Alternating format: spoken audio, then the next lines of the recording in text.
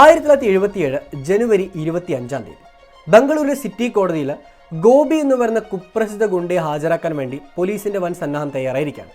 ഈ സമയത്ത് ഗോപിയെ ആക്രമിക്കാൻ വേണ്ടി മറ്റൊരു സംഘം കോടതി വളപ്പിൽ ആയുധമേന്തിക്കൊണ്ട് നിൽക്കുന്നുണ്ട്. ഈ സംഘം ഗോപിയെ ആക്രമിക്കുകയാണ്. ഗോപി ഇവരിൽ നിന്ന് രക്ഷപ്പെടാൻ വേണ്ടി കോടതിയുടെ അകത്തോട്ട് ഓടിച്ചിരുന്നു. അവസാനം അന്നത്തെ ജഡ്ജായിരിക്കുന്ന ചന്ദ്രശേഖർ അയ്യയുടെ മുന്നിൽ വെച്ച് ഗോപിയെ ഈ സംഘം ആക്രമിക്കുകയാണ്. അവസാനം പോലീസ് വന്ന് ഈ സംഘത്തെ പിടിച്ചു മാറ്റുന്നു. ഈ ജഡ്ജിൻ്റെ മൊഴിയിലും അദ്ദേഹത്തിൻ്റെ കംപ്ലൈൻറ്റിലും പോലീസ് കേസ് രജിസ്റ്റർ ചെയ്തു.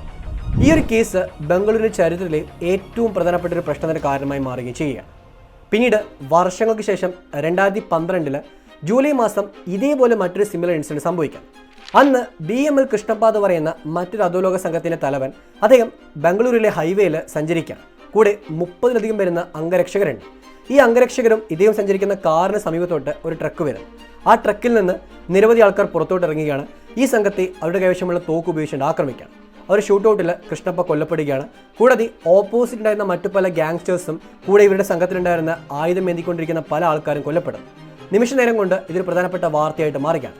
കാരണം ബംഗളൂരു എന്ന് പറയുന്ന ഇന്ത്യയുടെ സിലിക്കൺ വാലി വിശേഷിപ്പിക്കുന്ന ഒരു സിറ്റിയിലാണ് ഈ സംഭവം നടക്കുന്നത്. ഈ രണ്ട് സംഭവങ്ങൾക്കിടയിൽ 40 വർഷത്തെ ഗ്യാപ്പ് ഉണ്ട്. ഈ 40 വർഷത്തിൽ ബംഗളൂരുവിനെ പറ്റി നമ്മൾ പലരും അറിയാതെ പോയ നിരവധി കഥകൾ അടങ്ങിയിട്ടുണ്ട്. ഈ കഥയിലെ ചില അംശങ്ങളാണ് ഫഹദ് ഫാസിൽ നായകനായ ആവേശം എന്ന് പറയുന്ന സിനിമയിൽ അദ്ദേഹത്തിൻ്റെ രംഗ എന്ന് പറയുന്ന കഥാപാത്രത്തിലൂടെ സിനിമ നമുക്ക് കാണിച്ചു തരുന്നത്.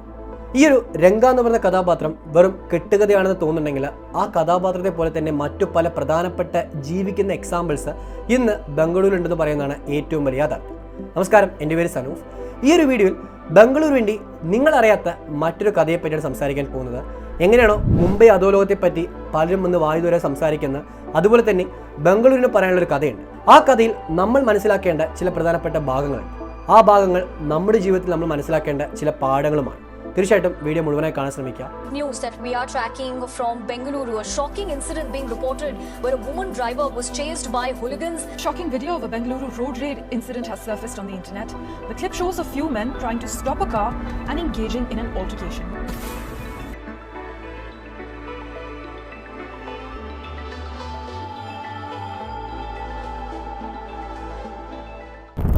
ഇന്ത്യയിലെ ഏതൊരു സിറ്റി എടുത്ത് പരിശോധിച്ചാലും ആ സിറ്റി ഇന്ന് കാണുന്ന രീതിയിൽ വളർന്നതിന് പിറകിൽ പല പ്രധാനപ്പെട്ട ഘടകങ്ങളുണ്ടെങ്കിലും അതിൽ ഏറ്റവും പ്രധാനപ്പെട്ട 2 ഘടകങ്ങളാണ്. ഒന്ന് രാഷ്ട്രീയവും, മറ്റൊന്ന് ഗുണ്ടായിസം. ഇത് രണ്ടും ഒരമ പെറ്റ മക്കളെ പോലെ തന്നെ ഒരേ പാതയിൽ കൃത്യമായ രീതിയിൽ സഞ്ചരിച്ച് കാണാൻ സാധിക്കും. അതിൽ ബംഗളൂരു എടുത്ത് പരിശോധിക്കുകയാണെങ്കിലും ബംഗളൂരിൻ്റെ കാര്യത്തിലും ഈ 2 കാര്യങ്ങൾക്കും കൃത്യമായ സ്ഥാനമുണ്ടെന്ന് പറയാൻ സാധിക്കും.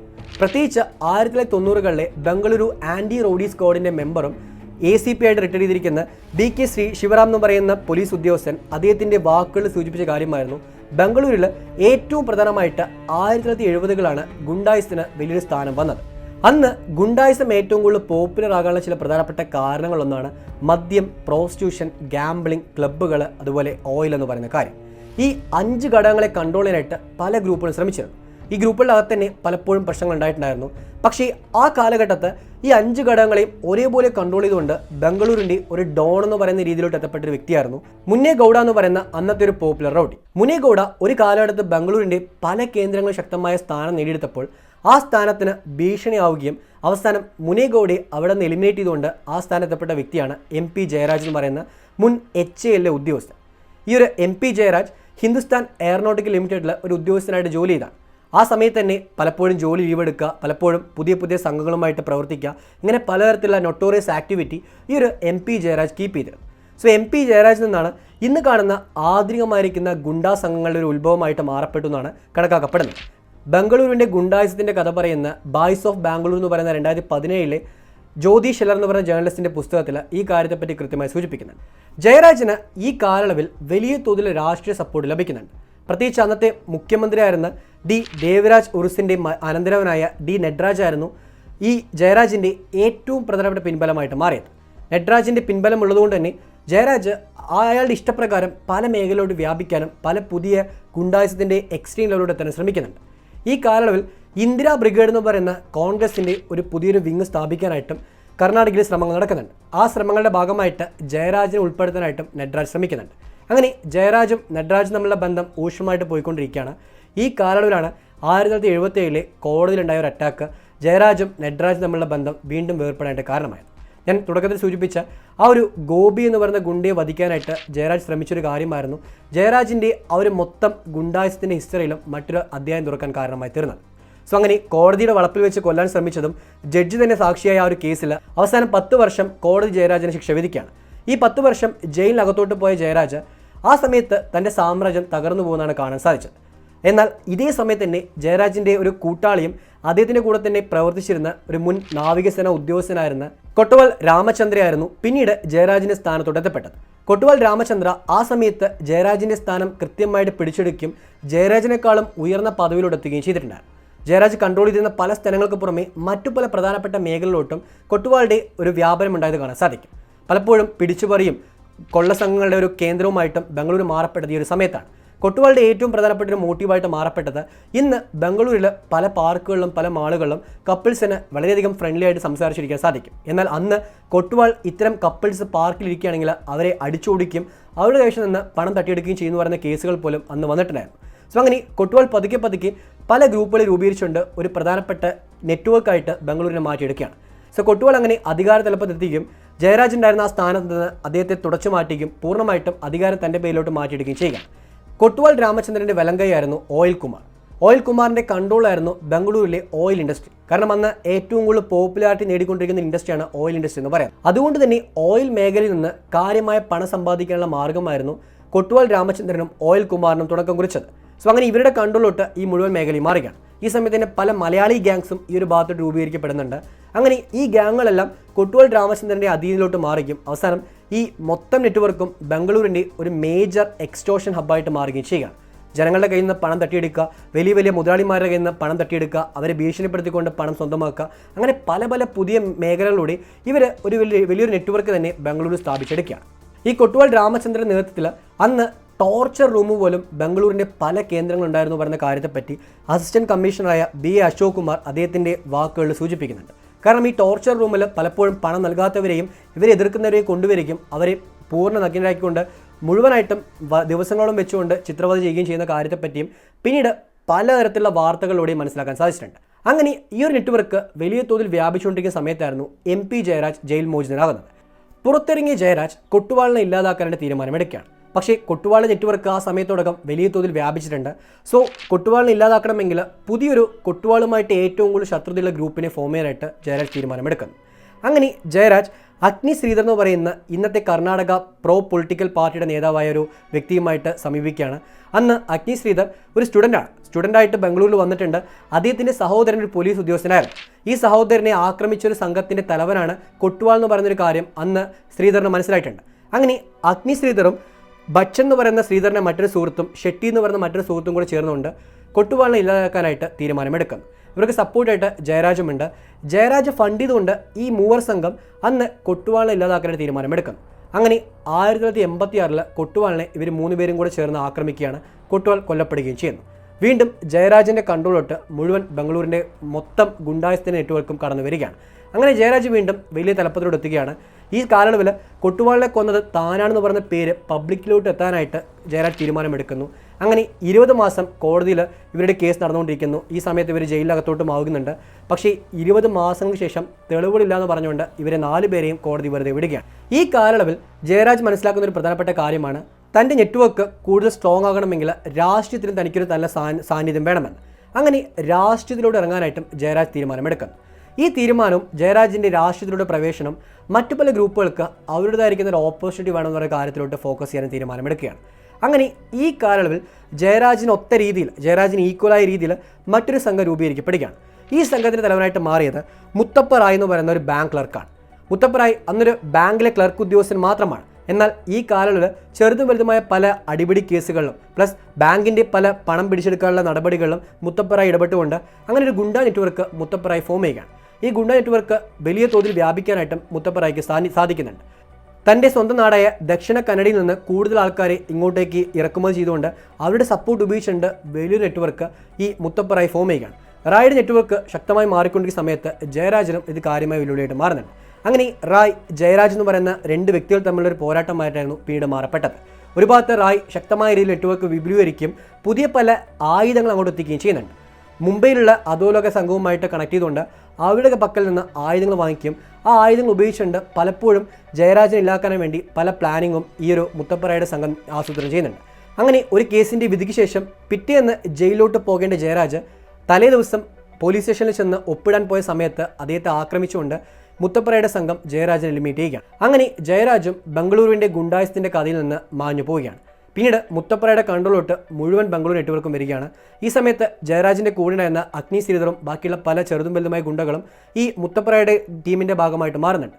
അങ്ങനെ അവസാനം മുത്തപ്പറായി ഈ ഒരു മൊത്തം ബംഗളൂരുവിൻ്റെയും ഒരു തലവൻ എന്ന് പറയുന്ന രീതിയിലോട്ട് മാറപ്പെടുകയാണ്. പക്ഷേ ഈ കാലയളവിലാണ് പോലീസ് ശക്തമായ പല നീക്കം നടത്താൻ തീരുമാനമെടുത്തത്. പോലീസ് ഗുണ്ടായിസം പൂർണ്ണമായിട്ടും ഇല്ലാതാക്കാൻ തീരുമാനമെടുക്കാനുള്ള പ്രധാനപ്പെട്ട കാരണങ്ങളൊന്ന് ബംഗളൂരിൻ്റെ എക്കോണമിക്കൽ ബെനിഫിറ്റ് മനസ്സിലാക്കിക്കൊണ്ട് അവിടെയുള്ള വാണിജ്യപരമായതും സാമ്പത്തികപരമായ നേട്ടം സ്വന്തമാക്കാനുള്ള സാധ്യതകളും കൃത്യമായി ഉപയോഗപ്പെടുത്താനായിട്ട് ഗവൺമെൻറ് തീരുമാനമെടുത്തതുമാണ്. ഈ തീരുമാനങ്ങൾ ഏറ്റവും ശ്രദ്ധേയമായ ഒരു കാര്യമായിരുന്നു 1995 ശേഷമുള്ള എക്കോണമിക്കൽ റീഫോം എന്ന് പറയുന്നത്.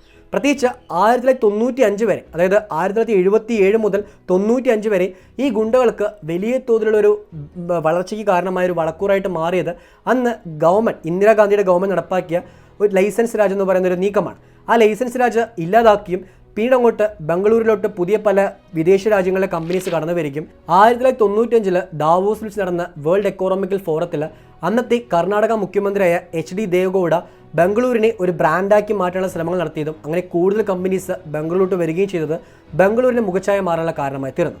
അതുവരെ പിടിച്ചുപറിയും ബാക്കിയുള്ള പല ഓയിൽ പോലത്തെ ബിസിനസ്സൊക്കെ നടത്തിക്കൊണ്ട് ഗുണ്ടകൾ വലിയ തോതിലൊരു വാണിജ്യപരമായ നേട്ടം സ്വന്തമാക്കിയെങ്കിലും അതിൽ നിന്ന് വ്യത്യസ്തമായ രീതിയിൽ പുതിയൊരു ഓപ്പർച്യൂണിറ്റിയും അവർക്ക് തുറന്നു കൊടുക്കപ്പെടുകയാണ്. ഈ ഓപ്പർച്യൂണിറ്റി എന്ന് പറയുന്ന റിയൽ എസ്റ്റേറ്റും ഇൻഡസ്ട്രിയൽ ബൂമുമാണ്. അതായത് ബംഗളൂരിൽ പെട്ടെന്നായിരുന്നു സ്വർണ്ണത്തെക്കാളും കൂടുതൽ വിലയിലോട്ട് അവിടുത്തെ സ്ഥലത്തിൻ്റെ വില മാറപ്പെട്ടത്.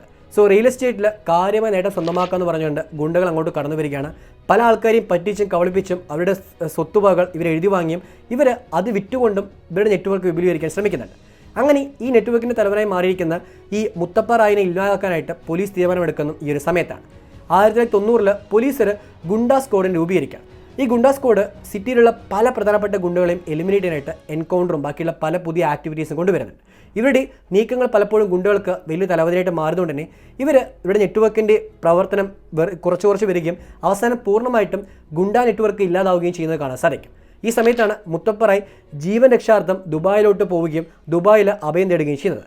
അങ്ങനെ പല ഗ്രൂപ്പുകളും ഇല്ലാതാവുകയും ബംഗളൂരു ഒരു സമാധാനപരമായ രീതിയിലോട്ട് മാറപ്പെടുകയും ചെയ്യുകയാണ്. എന്നാൽ 90കൾക്ക് ശേഷം 2000 തുടക്കത്തിലായിരുന്നു പിന്നീട് അങ്ങോട്ട് ബംഗളൂരിന് കാര്യമായ പുതിയ പല പ്രശ്നങ്ങൾ സംഭവിക്കാൻ തുടങ്ങിയത്. 2000 ശേഷമായിരുന്നു പുതിയ പല പേരുകളും ബംഗളൂരിലെ ഈ ഒരു ഗുണ്ടായസത്തിൽ കേൾക്കാൻ തുടങ്ങിയത്. ഈ ഒരു കാലയളവിലാണ് സൈലന്റ് സുനിൽ എന്ന് പറയുന്ന പേര് ബംഗളൂരിൽ ഏറ്റവും കൂടുതൽ കേൾക്കാൻ തുടങ്ങിയത്. ബംഗളൂരിൽ അറിയപ്പെടുന്ന വൺ ഓഫ് ദ ബെസ്റ്റ് ഹിറ്റ്മാനായിട്ട് മാറിയ വ്യക്തിയാണ് ഈ ഒരു സൈലന്റ് സുനിൽ. സൈലന്റ് സുനിലിനെതിരെ വ്യാപകമായ കേസുകൾ ഈ സമയത്ത് വരികയാണ്. പല കേസുകളിലും പോലീസ് തുമ്പ് കിട്ടാതെ ആരാണത് ചെയ്തു പറയുന്ന കാര്യത്തെപ്പറ്റി പോലും അറിയാതെ മൊത്തത്തിൽ വലഞ്ഞു പോകുന്ന ഒരു അവസ്ഥയിലോട്ട് എത്തപ്പെടുന്നുണ്ട്. അവസാനം ഈ ഒരു ഓപ്പറേഷൻസിൻ്റെയൊക്കെ പാറ്റേൺ മനസ്സിലാക്കിയിട്ട് ഇത് ഒരു വ്യക്തി തന്നെ നടപ്പാക്കിയ ഒരു കാര്യമാണെന്ന് പോലീസ് കണ്ടെത്തുകയാണ്. ആ വ്യക്തി ആരാണെന്ന് മനസ്സിലാക്കാനായിട്ട് പോലീസിന് സാധിക്കുന്നില്ല. അങ്ങനെയാണ് സൈലന്റ് സുനിൽ എന്ന് പറയുന്ന പേര് അന്ന് ഗുണ്ടാ സംഘങ്ങൾക്കിടയിൽ ഏറ്റവും കൂടുതൽ പോപ്പുലാരിറ്റി നേടുന്നത്. ഈ പേര് വരാനുള്ള കാരണമെന്ന് പറയുന്ന സൈലൻ്റായിട്ട് ഒരു ഓപ്പറേഷൻ കണ്ടക്ട് ചെയ്ത് ഒരാളെ ഇല്ലാതാക്കുക അല്ലെങ്കിൽ ഒരു പിടിച്ചുപറിയാണെങ്കിലോ ബാക്കിയുള്ള എന്തൊരു ദൗത്യമാണെങ്കിലോ കൊട്ടേഷൻ എന്നാൽ ലഭിച്ചിരിക്കുന്ന അത് കൃത്യമായി നടപ്പാക്കാനായിട്ട് ഈ ഒരു സൈലന്റ് സുനിൽ ശ്രമിച്ചിട്ടുണ്ട്. പ്രത്യേകിച്ച് ഈ സൈലന്റ് സുനിലിൻ്റെ ഓപ്പറേഷൻ രീതിയായിട്ട് പറയപ്പെടുന്നൊരു കാര്യമാണ് ഒരാൾ കൊട്ടേഷൻ നൽകുകയാണെങ്കിൽ ആ കൊട്ടേഷൻ നൽകുന്ന ആളോട് തന്നെ ആവശ്യപ്പെടുന്ന കാര്യമാണ് കുറച്ച് ഗുണ്ടകളെ. ഈ ഗുണ്ടകളെ ആവശ്യപ്പെട്ടിട്ട് ഒരു പർട്ടിക്കുലർ പ്ലേസിലോട്ട് അവരെ വരാൻ പറയും.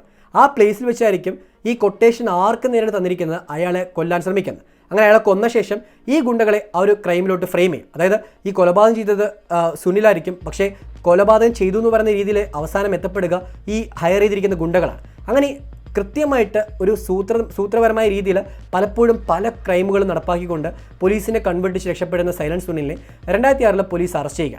ഈ കാലത്ത് തന്നെ സൈലന്റ് സുനിലിനെതിരെ വ്യാപകമായ പല പുതിയ കേസുകളും വരുന്നുണ്ട്. എന്നാൽ ഈ കേസുകളിലൊന്നും തെളിവുകളില്ലാന്ന് പറഞ്ഞുകൊണ്ട് സൈലന്റ് സുനിലിനെ പോലീസ് വെറുതെ വിടുന്നുണ്ട്.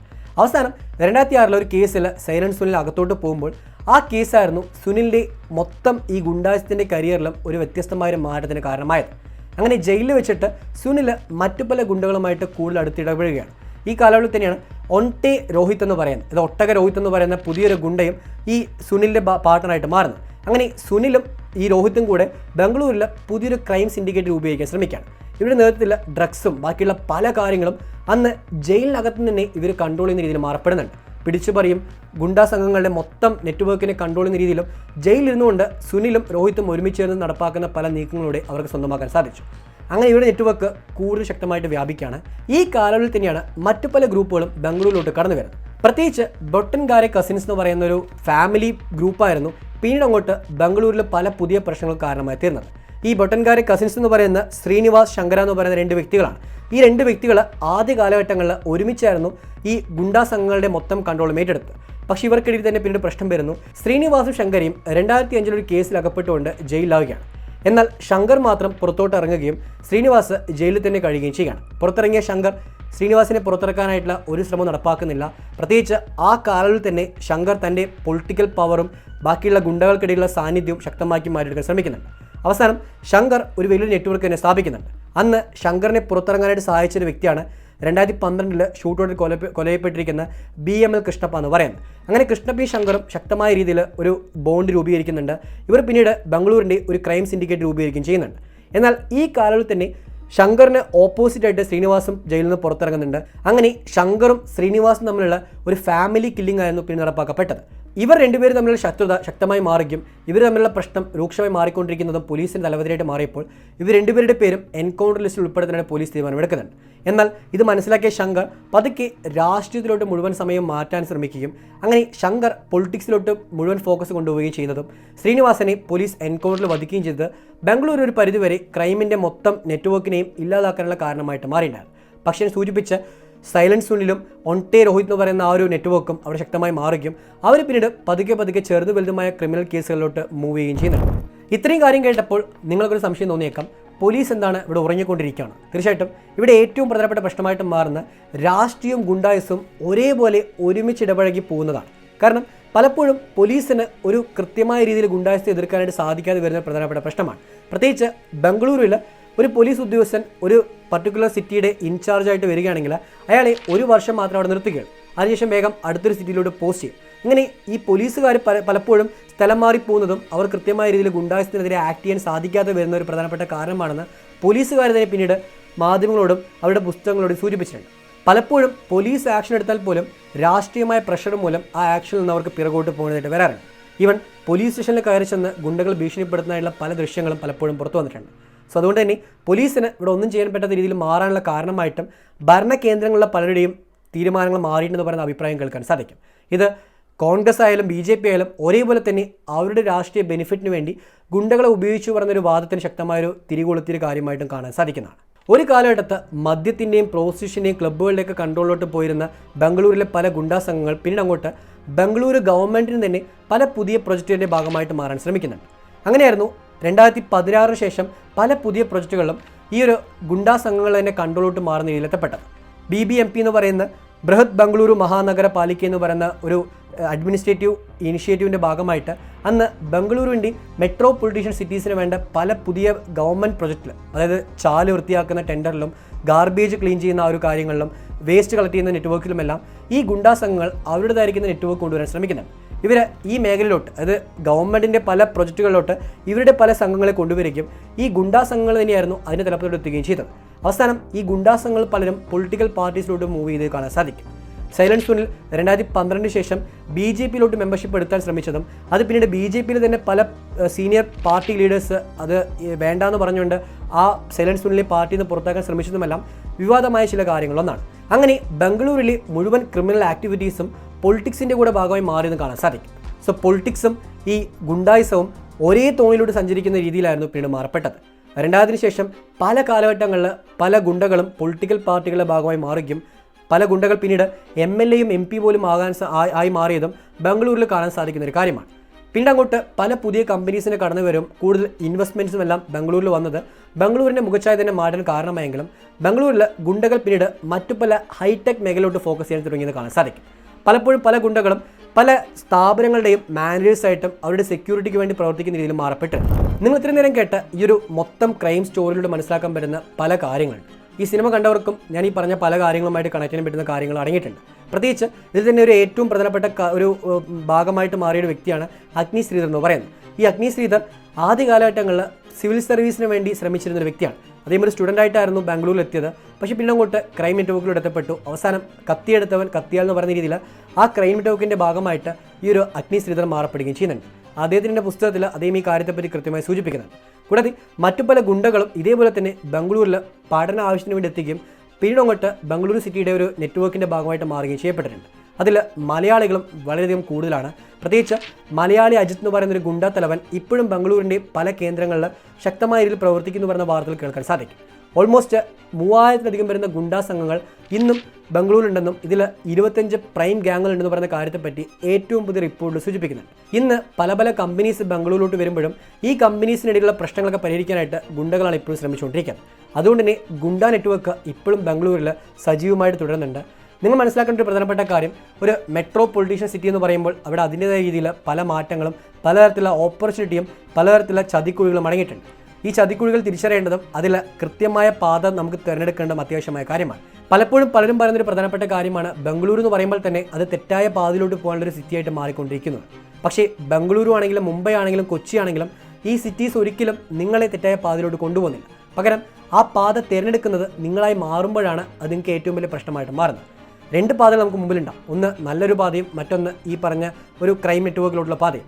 ഇതിൽ ഏത് പാത വേണമെന്ന് ചൂസ് ചെയ്യേണ്ടത് നമ്മൾ തന്നെയാണ്. അതുകൊണ്ട് കൃത്യമായ പാത ചൂസ് ചെയ്യുക. നിങ്ങളുടെ ലൈഫിലും അത് പ്രധാനപ്പെട്ട മാറ്റമായിട്ട് മാറുമെന്ന് കരുതുന്നു. ഇത്രയും കാര്യമാണ് ഈ ഒരു വീഡിയോയിൽ പറയാനുള്ളത്. ഞാൻ സൂചിപ്പിച്ച പോലെ സിനിമ കണ്ടവർക്ക് ഫഹദ് ഫാസിലിൻ്റെ അഭിനയത്തെപ്പറ്റിയും ആ ക്യാരക്ടറിനെ പറ്റിയും പറയുന്ന അഭിപ്രായങ്ങൾ താഴെ കമൻറ്റ് ബോക്സിൽ ആഡ് ചെയ്യുക.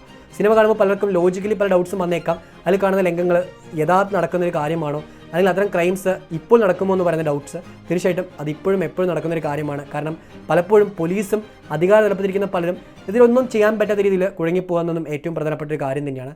So that's all. Thank you for watching this video. ജയ് ഹിന്ദ്.